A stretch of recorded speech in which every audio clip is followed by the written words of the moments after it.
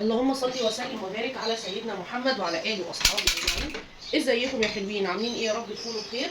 النهارده بقى هنعمل مع بعض رز جديد، او ممكن يكون ما اتعملش كتير.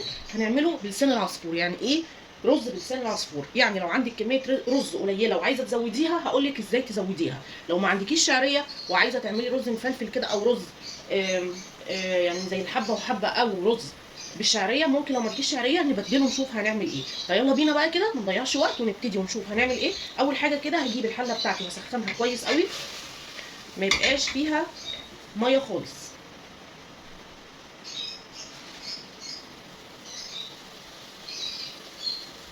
كده.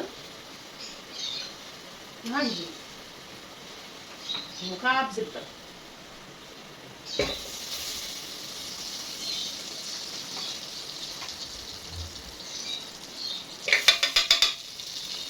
وهنزل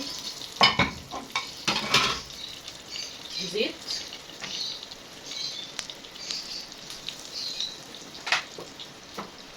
وهجيب لسان العصفور، لسان عصفور خلاص، وهنزل بحبه كده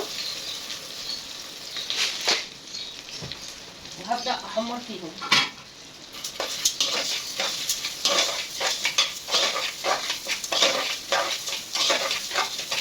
احمره لحد ما ياخد لون ذهبي او قريب شويه من الذهبي.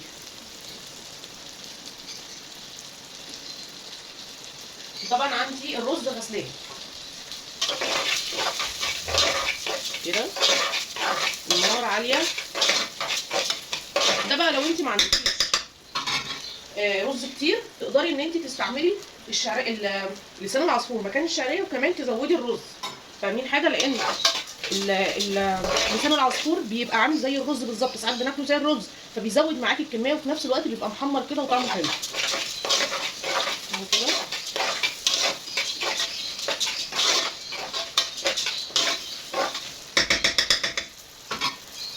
هفضل لحد ما احمره واخلي لونه ذهبي.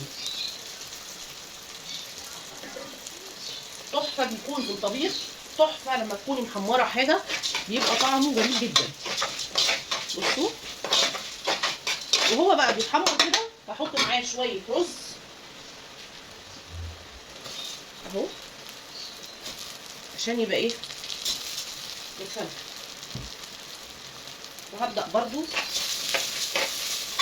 اقلب كده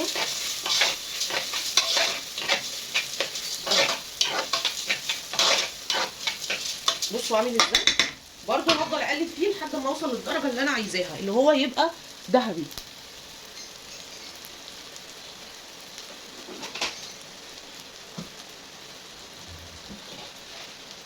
مش هشيل ايدي خالص غير لما اتاكد انه بقى لونه ذهبي، ومش هشيل ايدي بقى واسيبه يتحمر مع نفسه، هاجي الاقيه كله محروق. فاهمين حاجه؟ لازم تفضلي تقلبي فيه كده عشان توصلي للدرجه اللي انت عايزاها. واهم خطوه في الرز بتاعك عشان يطلع مفلفل ويطلع في منتهى الجمال، ان انت المفروض تقعدي تشوحي فيه. حتى لو هتعملي رز ابيض تشوحيه كده في شويه زيت او معلقه من السمنه، هيطلع معاكي مفلفل. يعني الناس اللي بتحب تعمل فته وبتشتكي ان الرز بيكون معجن، الرز بيعجن ليه؟ عشان بتحطوا الرز وتحطوا عليه الميه والملح ومعلقه السمنه وتديله تقليبه وتسيبوه. لا، لازم تشوحوا الرز كويس في السمنه علشان يبقى مفلفل معاكي. اهو كده، اهو بصوا.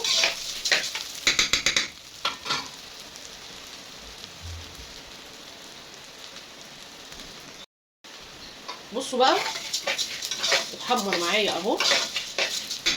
هجيب بقيه كميه الرز وهنزل بيها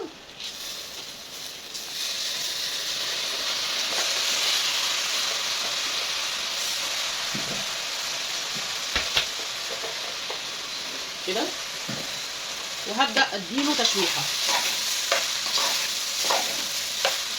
شايفين بقى التشويحه دي بتفرق جامد جدا.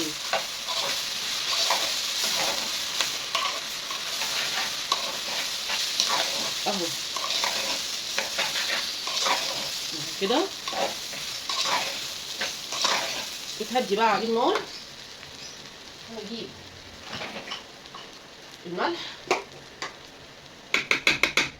الملح ده بتحطيه على حسب كميه الرز بتاعك.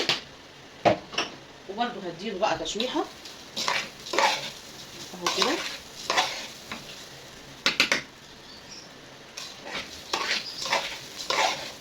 كده اهو. وهحط ميه مغليه او ميه من الحنفيه عاديه، بس انا هحطها من الحنفيه. بسم الله. وهبدا ان انا اقلب كده واشوف الميه دي مظبوطه ولا محتاج ميه تاني. هعرف منين؟ من معلقه بتحطيها في النص كده، لو سبتت كده بتبقى تمام، او ان انت بتحطي بعقله الصباع بتعرفي اذا كان منسوب الميه مظبوط ولا لا. بعد كده الميه بتاعتي تمام. خلاص كده هسيبه ياخد اول غلوتين، وبعد كده هوطي عليه النار او هحط شياطه تحت الحله، وبعد كده نسيبه يستوي على نار هاديه. ودي كانت الطريقه بتاعتي في الرز، جربوها هتعجبكم. بصوا شكله عامل ازاي، ولسه لما يستوي هيعجبكم اكتر. اتمنى يا رب اكون فدتكم وقدمت وصفه تكون جديده وحلوه ومفيده وموفره. اشوفكم في فيديو جديد، مع السلامه.